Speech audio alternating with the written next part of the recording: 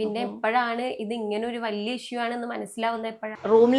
റൂമിലെത്തി കഴിഞ്ഞ് നമ്മളെ ഫോണിലൊന്ന് wifi connect ആയപ്പോഴേക്കും കോൾസ് വരാൻ തുടങ്ങി. കോള് വരുമ്പോഴാണ് നിങ്ങൾ സേഫ് അല്ലേ എന്ന് എല്ലാവരും ചോദിക്കണം. അപ്പൊ നമ്മൾ എന്താ സേഫ്, വേറെ എന്താ ഇവിടെ ഇഷ്യൂ എന്ന് പറഞ്ഞു. നിങ്ങൾ ന്യൂസ് എടുത്ത് നോക്കുന്ന് പറഞ്ഞു. നോക്കിയപ്പോഴേക്കും ഞങ്ങൾ ഓൺ ചെയ്യുമ്പോൾ തന്നെ കാണുന്നത് 25 പേരോളം ഡെത്ത് ആയി എന്നാണ്. അപ്പോഴാണ് നമുക്ക് അതിന്റെ സീരിയസ്നെസ് മനസ്സിലാവുന്നത് ശരിക്കും പറഞ്ഞാല്. ആ 25 പേരും ആ സമയത്ത് നമ്മൾ പേടിച്ച, അപ്പോഴാണ് നമ്മൾ അത്ര പേടിച്ചത്.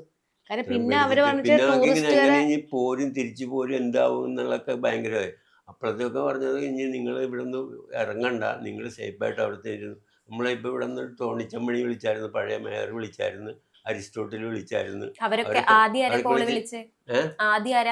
അരിസ്റ്റോട്ടിലെ അരിസ്റ്റോട്ടിൽ വിളിച്ചിട്ട് എന്തായാലും ഒരിടത്ത് ഇങ്ങനെ പ്രശ്നം. അപ്പം ഇവരുടെ ഫോണിൽ, എൻ്റെ ഫോണിൽ കിട്ടണ്ടായിരുന്നില്ല, ഇവരുടെ ഫോണിൽ വിളിച്ചിട്ടാണ് ഇങ്ങനെ പറഞ്ഞത്. അപ്പം എന്തെങ്കിലും ആവശ്യങ്ങളുണ്ടെങ്കിൽ പറഞ്ഞു. അതൊക്കെ എൻ്റെ മുൻ മേയർ അരിസ്റ്റോട്ടിൽ മേയർ ടോണിത്തമ്മണി വിളിച്ചായിരുന്നു.